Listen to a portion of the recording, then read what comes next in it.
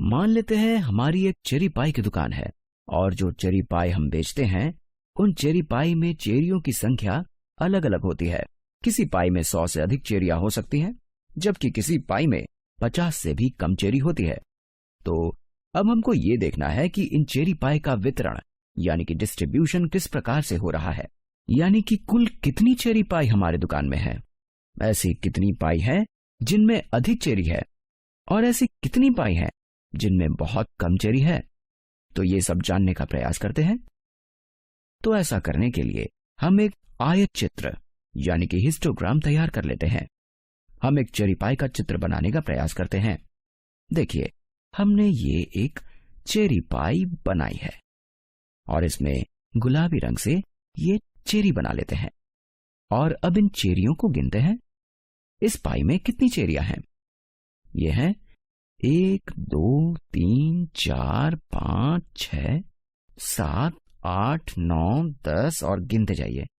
चलिए मान लेते हैं कि इस पाई में 32 चेरियां हैं और हमको प्रत्येक पाई में चेरी की संख्या को गिनकर पता लगाना होगा। हम 30-30 के खाने बना लेते हैं, यानी कि हमको पता करना है कि ऐसी कितनी पाई हैं जिनमें चेरियों की संख्या 0 से 29 के बीच है। ऐसी कितनी पाई हैं जिनमें चेरियों की संख्या 30 से 59 के बीच है। इसमें 30 और 59 भी शामिल है।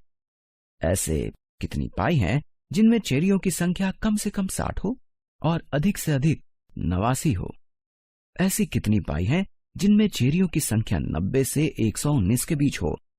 और अंत में ऐसी कितनी पाई हैं जिनमें चेरियों की संख्या 120 से 149 के बीच है। और हम ये जानते हैं कि हमारे पास ऐसी कोई पाई नहीं है जिसमें 149 से ज्यादा चेरियां हैं। यहां ऐसी 5 पाई हैं जिनमें चेरियों की संख्या 30 से 59 के बीच है।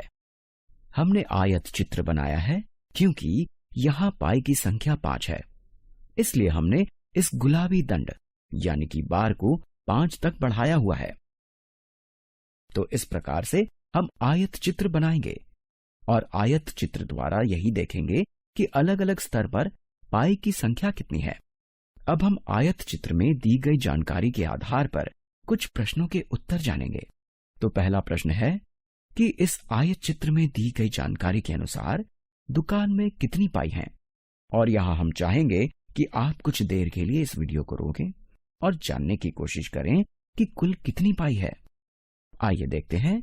ये 5 पाई है जिनमें 30 से 59 के बीच चेरियां हैं और फिर 8 पाई इस नीले खाने में है, 4 पाई इस हरे खाने में है और फिर ये 3 पाई है।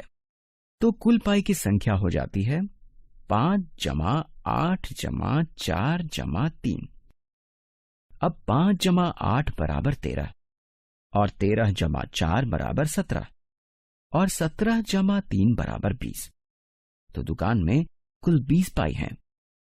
और अब आप एक अन्य प्रश्न कर सकते हैं कि ऐसी कुल कितनी पाई है जिनमें चेरियों की संख्या 60 या 60 से अधिक है।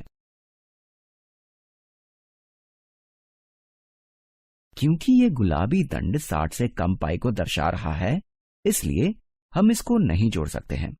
लेकिन बाकी सभी दंड उन पाई को दर्शा रहे हैं जिनमें चेरियों की संख्या 60 या अधिक है।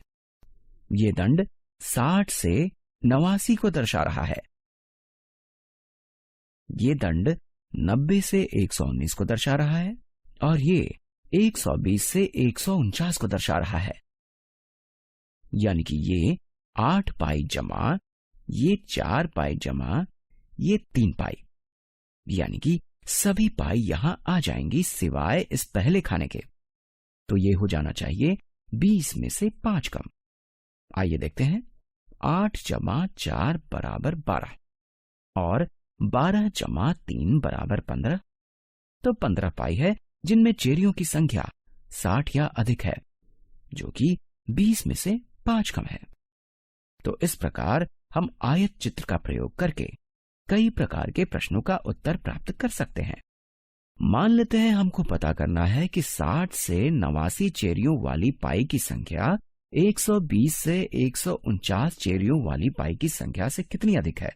यहाँ ऐसी 8 पाई हैं जिनमें चेरियों की संख्या 60 से 89 है, और ऐसी केवल 3 पाई है जिनमें चेरियों की संख्या 120 से 149 है। तो स्पष्ट है कि हमारे पास ऐसी 5 पाई अधिक है जिनमें चेरियों की संख्या 60 से 89 है। तो इस प्रकार आप आयत चित्र द्वारा कई प्रकार के प्रश्नों के उत्तर प्राप्त कर सकते हैं।